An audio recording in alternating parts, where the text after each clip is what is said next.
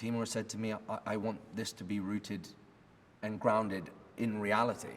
I want this to not be special effects. I want to see everything. I want to feel everything. I want to believe you are riding those horses. I want to believe you are on those chariots.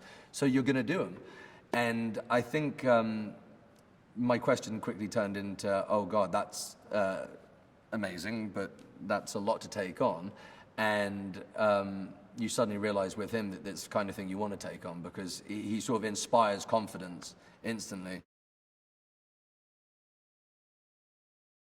You sort of see them and this deep, this sentiment behind it was this love and this understanding between two brothers, but one was the entitled brother and one was the adoptive brother.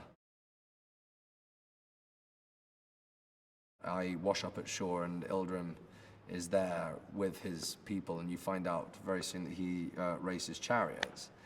And the only reason he doesn't give me back to the Romans is because I am, well, I guess a self-professed horse whisperer.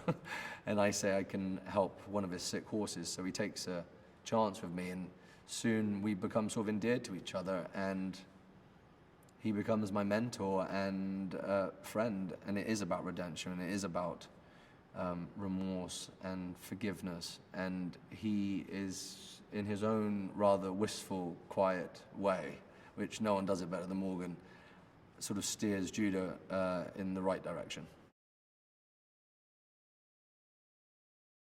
There's a massive monologue for Morgan of Ildrim, and Morgan hadn't been given it the night before, and Morgan turns and he's like, give me 10 minutes, and he goes to the car and he sits in the car for 10 minutes, and he comes back and he goes, okay, I'm ready, and they go, okay, action, and Morgan verbatim does the speech absolutely perfect. Every beat hits everything.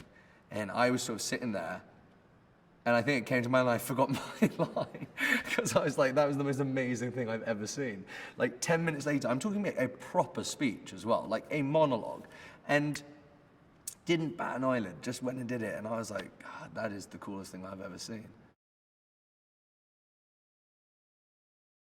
It was so perfectly constructed, the galley ship, the set, where it was. And it was on hydraulics, and it would move, and you would just be hit by water, and you were with hundreds of men in loincloths in a very closed facility, you know, like confined space. And it was hot, and it was in the height of summer and nasty.